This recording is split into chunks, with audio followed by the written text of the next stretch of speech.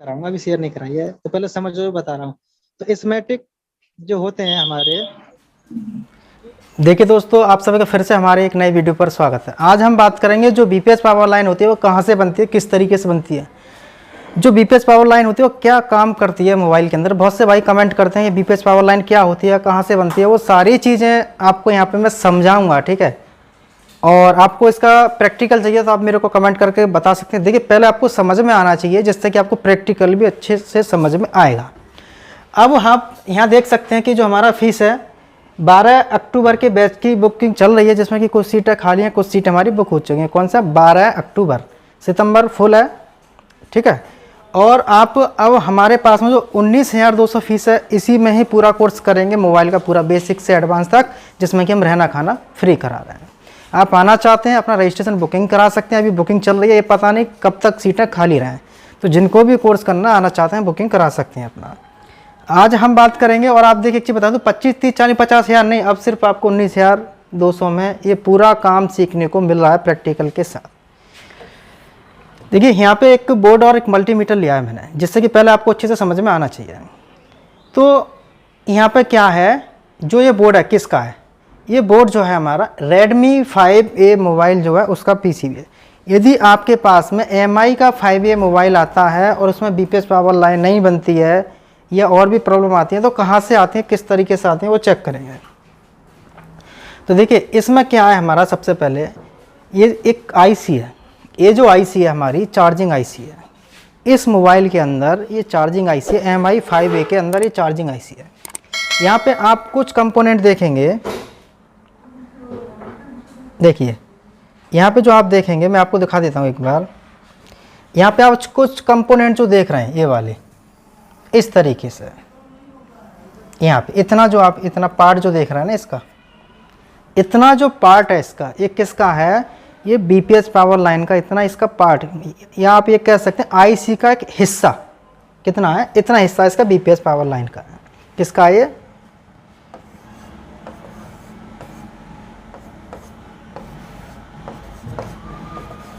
BPS power line का ये part है हमारा। दूसरी चीज़ पहले मैं आपको समझाता हूँ, उस चीज़ पे आपको ध्यान रखना है।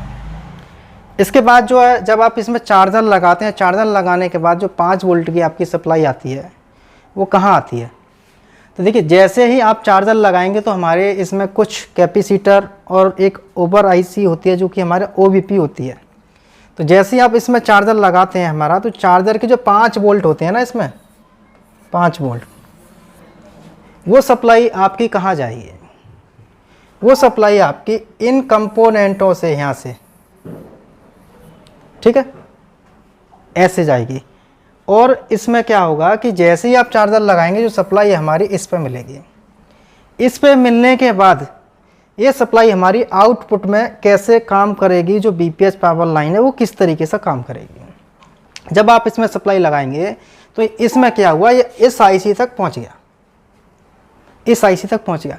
अब जो आईसी है ये आउटपुट में कब जोड़ती है? यहाँ से इस तरीके से इस पर जोड़ती है। यहाँ पे एक कंपोनेंट रहता है, उसको निकलने से, ख़राब होने से क्या होगा, आपका बीपीएस पावर लाइन तो हमारा यहाँ से बन रहा है, लेकिन जो 5 वोल्ट की सप्लाई है बी बस की चार्जर की, वो यहाँ पे इस पे नहीं मिल रही है। तो इसका मतलब है कि ये आईसी आपकी ख़राब है। यहाँ पे जो कंपोनेंट है ये सीरीज़ में लगा है।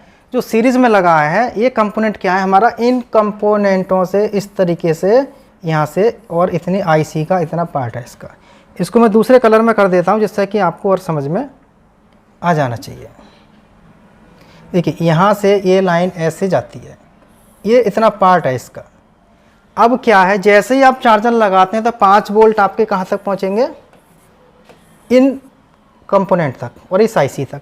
यदि ये आईसी अंदर से ठीक होगी तो ये सप्लाई हमारी यहाँ से इस पर पहुँचेगी। यहाँ पे कंपोनेंट नहीं है, या लगा है, टूटा है या उखड़ा है, वो आपको चेक करना है।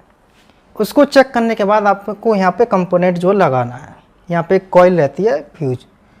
तो यहाँ पे जैसे आप कंपोनेंट लगाते हैं, जोड़ते हैं, तो ये सप्लाई किया हुआ हमारी जुड़ गया। इसको जुड़ने के बाद क्या होगा, जब हमारा 5 वोल्ट यहाँ तक था, कहाँ तक था? यहाँ तक। अब जैसे ही आपने यहाँ पे लाइन जोड़ी, कौन सी? ये लाइन जैसे ही आपने यहाँ पे जोड़ दी, जोड़ने के बाद क्या हुआ, 5 वोल्ट की सप्लाई हमारी यहाँ पे आ जाती है, तो आईसी तक पहुँच जाती है। यदि आपका ये आईसी ख़राब हो जाती है तो आपको आईसी चेंज करनी है। यदि आप आईसी चेंज करना नहीं चाहते तो मान लो आपका ये जो आईसी अंदर से ख़राब हो गया, तो अब यहाँ पे तो 5 वोल्ट जो हमारे नहीं पहुँचेंगे, क्या हुआ, वोल्टेज यहाँ पे नहीं पहुँचेंगे। लेकिन आपको देखना है, आपको पता होना चाहिए, स्कीमेटिक के बारे में नॉलेज होनी चाहिए, तब आप इस काम को कर सकते हैं।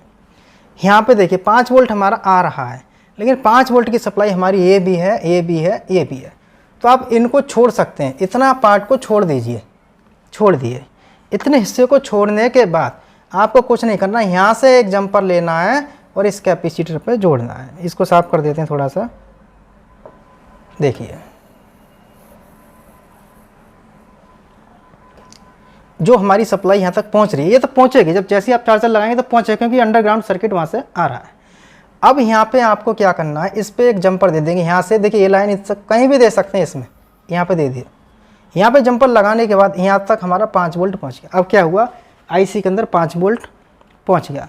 5 वोल्ट पहुँचने के बाद हमारा जो बैटरी का प्लस है, इन आईसीयों के इस वाले पॉइंट से, ये 2 पॉइंटों से यहाँ से लाइन हमारी निकल रही है। जब ये लाइन हमारी यहाँ से निकलेगी, निकलने के बाद क्या होगा, इस एक रेजिस्टेंस पे आएगा। इस रेजिस्टेंस पे आने के बाद ये सप्लाई यहाँ से आउटपुट में जाएगी। आउटपुट में जाने के बाद यहीं से ही एक लाइन इसमें जाती है, एक लाइन इसमें जाती है, जो कि यहाँ से हमारा, इसको कहते हैं फ्लू गेज आईसी। अब ये लाइन हमारी यहाँ तक पहुँच जाती है, इस रेजिस्टेंस तक। यहाँ पे इसका इतना काम हो गया, आईसी अपना काम करेगी और यहाँ से सप्लाई आउटपुट में देगी। यहाँ पे पहुँचेगा, यहाँ पे पहुँचेगा, और यहाँ से जो हमारा बैटरी का प्लस है ये पहुँच गया। अभी बीपीएस पावर लाइन भी समझेंगे यहाँ पे अभी अच्छे से। तो ये क्या हुआ, 5 वोल्ट आपका नहीं पहुँचता है तो कहाँ पे जंपर करना है, बैटरी के प्लस पे नहीं जाता है तो इन आईसीओ का वोल्टेज चेक करने हैं। बीपीएस पावर लाइन हमारी इन पॉइंटों से बनती है। देखिए बीपीएस पावर लाइन कब बनेगी, जब आप मोबाइल के अंदर बैटरी लगा देंगे। आपकी मान लो बैटरी 4 वोल्टेज तक चार्ज है और आपने इसके अंदर बैटरी लगा दिया। बैटरी लगाने के बाद जितना बैटरी चार्ज होगा, इस आईसी तक हमारा यहाँ से यहाँ तक कितनी वोल्टेज मिलेंगे, 4 वोल्ट। 4 वोल्टेज यहाँ तक मिल गया। कहाँ तक, यहाँ। अब ये आईसी ठीक होगी। जब आईसी ठीक होगी तो आउटपुट में वोल्टेज पहुँचाएगी, जिसको बोलते हैं हम बीपीएस पावर लाइन। इनसे ये लाइन हमारी इस तरीके से, ये डायरेक्ट नहीं बीप करती, ना ही जुड़ी होती है। ये कब काम करती है, जब वोल्टेज यहाँ पहुँचेंगे, आईसी ऑन होगी जब। लेकिन आईसी बीपीएस पावर लाइन से ऑन नहीं होगी, इसको और भी सप्लाइयाँ चाहिए होती हैं। तो उसके लिए आपको स्कीमेटिक की नॉलेज होनी चाहिए कि जो आईसी है इसको ऑन, इनेबल कौन कर रहा है। जहाँ लिखा होता है ना EN, उसको बोलते हैं इनेबल सिग्नल। ये आईसी इनेबल पे जब ऑन हो जाएगा तो हमारा बीपीएस पावर लाइन यहाँ पे बन जाएगी।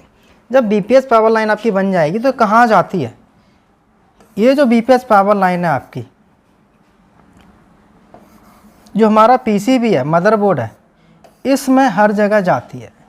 हर जगह का मतलब हो गया network, display, power IC, audio section, display section, wifi, Bluetooth, जहाँ जहाँ वोल्टेज हमें चाहिए पॉजिटिव का, वाइब्रेटर हो गया, टॉर्च हो गया, जहाँ जहाँ बैटरी का प्लस जाता है वहीं पे हमारी पूरे पीसीबी में बीपीएस पावर लाइन जाती है। जैसे कि नेटवर्क को चालू करना है, नेटवर्क आईसी ऑन करना है, तो वहाँ पे हमारी बीपीएस पावर लाइन पहुँचनी चाहिए। यदि जिस सेक्शन में बीपीएस पावर लाइन नहीं पहुँचेगी, बाकी का मोबाइल पूरा चलता है और बीपीएस पावर लाइन नहीं पहुँचती है, तो वो सर्किट हमारा बंद हो जाएगा, क्योंकि वहाँ पर वोल्टेज है ही नहीं।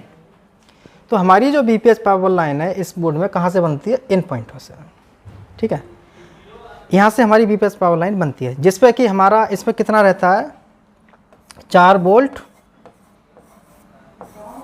और 4 वोल्ट के साथ में 3.5 एम्पियर। इस पे इतनी सप्लाई मिलती है। ये एम्पियर का मतलब होता है कि जो हमारे एम्पियर होते हैं इसलिए ज़्यादा होते हैं। बूस्ट कोयल, बक कोयल यहाँ पे इसलिए लगाई जाती है। 2-3 कंपोनेंट इसलिए लगाए जाते हैं। किस लिए लगाए जाते हैं, इसलिए लगाए जाते हैं क्योंकि इस पार्ट पर सबसे ज़्यादा लोड है। क्या है, इस पार्ट पर सबसे ज़्यादा लोड है और यहाँ पे सबसे ज़्यादा एम्पियर इसलिए है क्योंकि ये पार्ट सबसे पहले गर्म होगा, सबसे ज़्यादा लोड इस पर पड़ेगा, क्योंकि हर सेक्शन को ये सप्लाई पहुँचा रहा है। तो ख़राब होती है तो ये कोयल ख़राब होगी। ठीक है, तो यहाँ पे इतना मैंने आपको बताया। अब मान लो इसको हटा देते हैं यहाँ से थोड़ा सा। ठीक है, मैं और अच्छे से समझाता हूँ आपको जिससे कि सारी चीज़ें क्लियर हों। देखिए, ये बीपीएस पावर लाइन जो है हमारी, ये कॉइल ख़राब हो जाती है। क्या होता है, ये कॉइल ख़राब हो जाती है, तो ये जो बीपीएस पावर लाइन है यहाँ तक बना, ठीक है, यहाँ तक कॉइल से जुड़ा है पूरा, और यहाँ तक ये जुड़ा है। अब ये कॉइल अंदर से हमारी ऐसे रहती है जुड़ी हुई। अब ये कॉइल अंदर से ख़राब हो जाती है, मान लो ख़राब हो गया, टूट गया इस तरीके से, अंदर से कॉइल हमारी ख़राब है, तो क्या बीपीएस पावर लाइन आउटपुट में पहुंचेगी? नहीं ना ही बनेगी ना ही पहुंचेगी, क्योंकि इस आईसी को दोनों तरफ से ही सिग्नल इस तरीके से हमें मिलना चाहिए कि कॉइल यहाँ से दोनों तरफ से कनेक्शन इसको होना चाहिए जब बीपीएस पावर लाइन बनती है। मान लो आपका इसमें बीपीएस पावर लाइन नहीं बन रहा, तो आप इसमें एक जंपर भी कर सकते हैं बक कॉइल के साथ में। वो जंपर कहाँ पे करना है, किस तरीके से करना है? देखिए, यहाँ पर जो है हमारा, देखिए जैसे ही आप बैटरी लगाते हैं तो हमारी सप्लाई बैटरी की यहाँ तक आ जाती है, और इन आईसीओ तक, आईसी में इन हो गया बैटरी का, ठीक है ना, बी बैट, ये इन हो गया। अब हमारी बीपीएस पावर लाइन नहीं बन रही, आईसी ख़राब है, तो आपको क्या करना है, पता होना चाहिए अच्छे तरीके से कि इस पॉइंट से बीपीएस पावर लाइन बनती है। तो इस कॉइल से या इस कैपेसिटर से एक जंपर लेना है और आपको यहाँ पे इस कैपेसिटर पर जोड़ना है।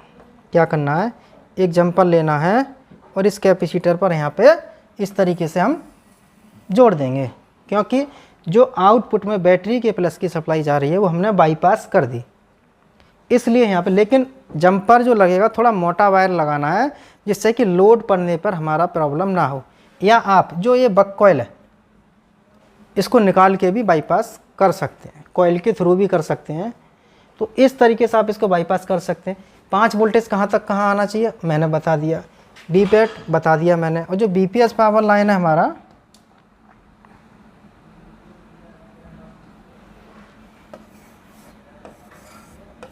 बीपीएच,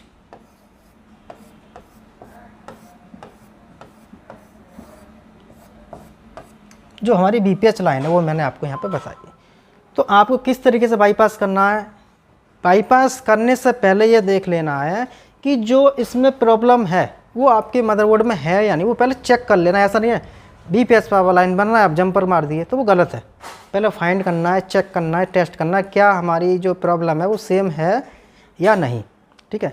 और जो भाई आना चाहते हैं कोर्स करने के लिए, प्रैक्टिकल चाहते हैं, अच्छे से सीखना चाहते हैं, या फ्रेशर हैं या काम करना है, कोई दिक्कत नहीं है, आप हमारे पास में आएंगे तो आपकी बेसिक से ही क्लास स्टार्ट होगी। और अक्टूबर के बैच की जो हमारी बुकिंग चल रही है उसमें कुछ सीटें खाली हैं, अक्टूबर में आप आना चाहते हैं अपना बुकिंग करा सकते हैं। वीडियो को आपने पहली बार देखा है तो वीडियो को लाइक और चैनल को सब्सक्राइब जरूर।